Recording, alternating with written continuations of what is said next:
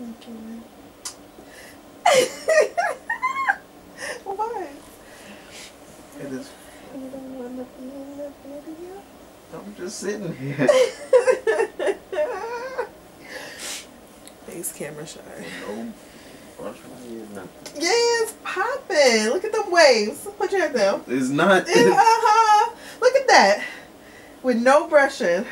Waves on Swim. So they hate on him? I think it's Swim. Nah. Thanks for helping me set up. Just bring me a water. Please. Please. Love you. Thank you. I'm just trying to sneak past this.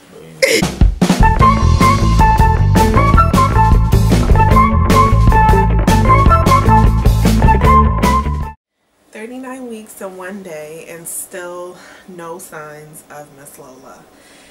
And when I say I've been trying everything, I've been trying everything, but to no avail. She acts just like me. It's crazy. I'm gonna do a quick recap of this past week, which is my 39th week, and just let you guys know pretty much what I've been trying to naturally induce, because all of my symptoms are pretty much the same, and if you've been watching my previous videos, you know what's going on. There have been a few additional things that have happened, but nothing major. The only major thing that has happened in the past week is the fact that I'm trying to naturally induce, or I was trying to naturally induce, and my baby is just not having it. She's not with it. She is like, I'm gonna come when I want to come, and you're just gonna accept that, and that's it. And that is totally my my personality. So excuse me, if I had to guess what her personality would be like, I'd definitely say it's going to be like mine. I am a no nonsense.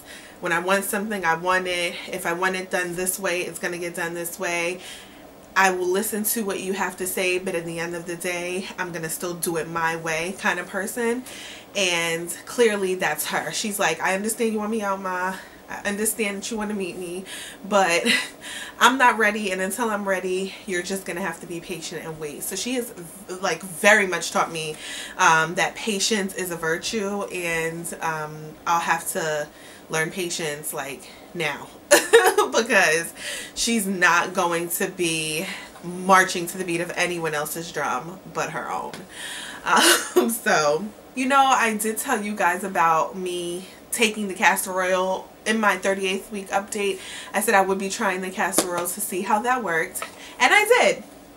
I took 2 teaspoons alone. I didn't drink anything with it, but I took 2 teaspoons and it was disgusting.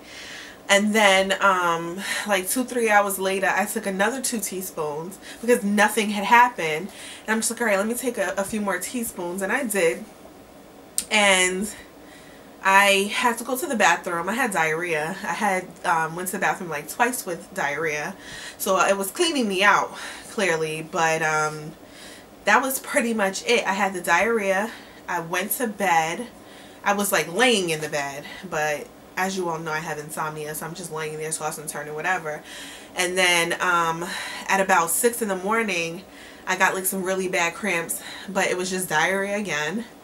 And then at about 8 in the morning when my husband got home, I had some really bad, like, painful cramps at that point as well. And I think those were like Braxton Hicks maybe. I don't know if they were real contractions. I really don't know what to look for when it comes to real contractions, although everyone says I'll know when I get them. So they were bearable. It was just a little bit of pain. It happened every few minutes, and it happened about 3 times. My husband was laying there with me like, you good? I'm like, I think so. But in my head, I'm like, oh shoot, maybe this castor oil is working. I'm still pregnant.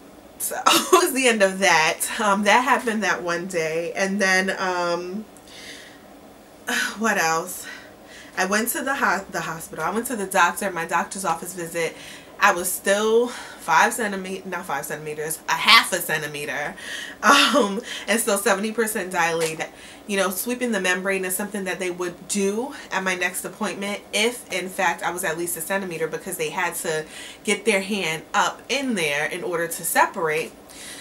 And unfortunately, yeah, I wasn't at that point, so they couldn't separate my membranes. And then I said, all right, you know, I'll wait and see what happens next week, and I'll let you guys know my next update what happened when I went to the next appointment. But during that appointment, she just, remember I told you guys I had those little tiny bumps on my, like, stretch marks and on my arms. She did say it was PUP.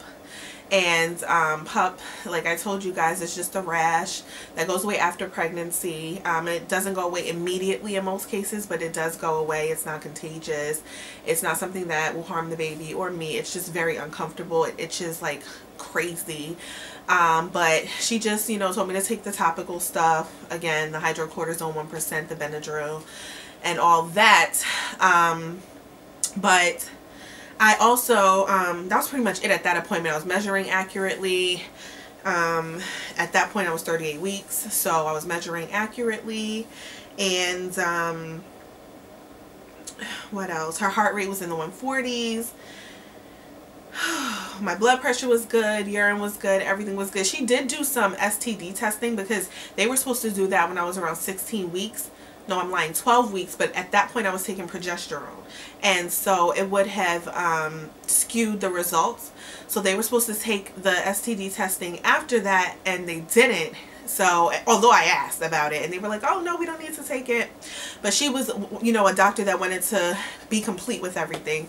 So she did, you know, test me, do my cultures. Of course everything's negative, but she did do that.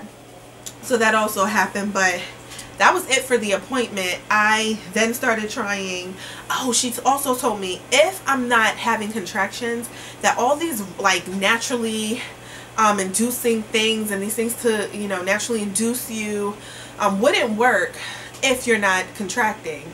So I'm like, all right, but I'm gonna still try them anyway, you know, to see if something will get going. So after the appointment, I started going ham like crazy. I made whoopee.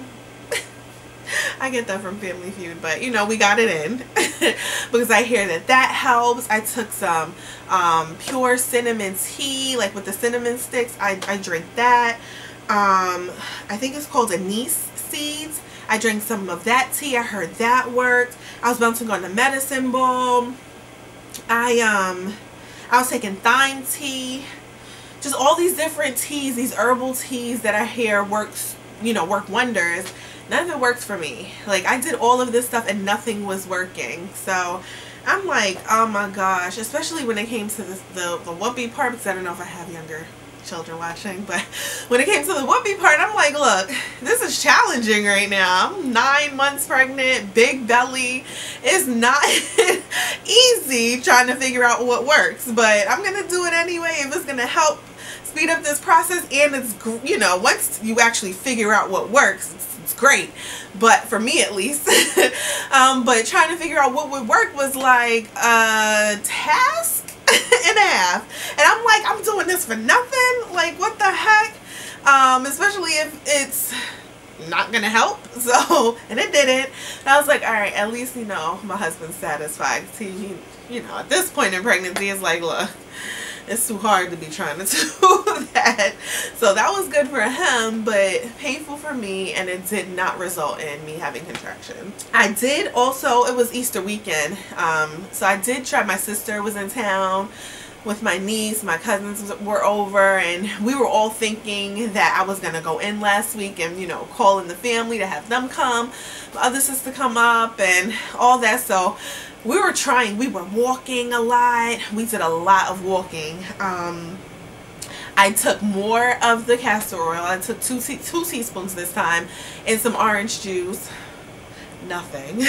And my feet had started itching like crazy over the weekend, like crazy, and I noticed little bumps on my feet and then on my fingers. So my sister had Googled, and she's the main one that's always telling me don't Google, but she had Googled and saw that it could be like this liver disease. I forgot the name of it, but I'll insert it because I definitely, I'll be able to find it and let you guys know what it is. But so we went to the emergency room, labor and delivery, and she's just like, hopefully they'll like try to strip your membrane or do something crazy and blah blah blah, and maybe they'll tell you that you're a few centimeters. We get there, they hook me up to the machines, check the baby's heart rate, which was great, check me for contractions. I was having mild contractions, but nothing that I would even notice. So that was that, and they still told me the same thing about the pup. That's all it is instead of it being on my belly now and my arms, it's spread to my feet and my fingers. It's just like, all right, come on, Lola, like, you're playing games, little girl. So you're killing me now, Holmes. So that happened, but I wasn't, she checked me for dilation and effacement and all of that. I was still at the same place, a half a centimeter and 70% dilated. Nothing, like literally nothing. So I was upset about that. And that's pretty much it. Like literally that's all that's happened in this past week.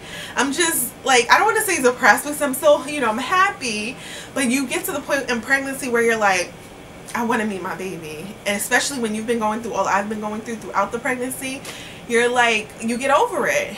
You're like, I just want to meet you. I just want to see you. I just want to be able to see who's been putting me through all of this. I want to hold you. I want my body back, and I want to love on you outside of my body. So it's at that point for me, and I'm just, yeah, I'm ready. So I hope she's ready soon, and yeah, we can get this ball rolling.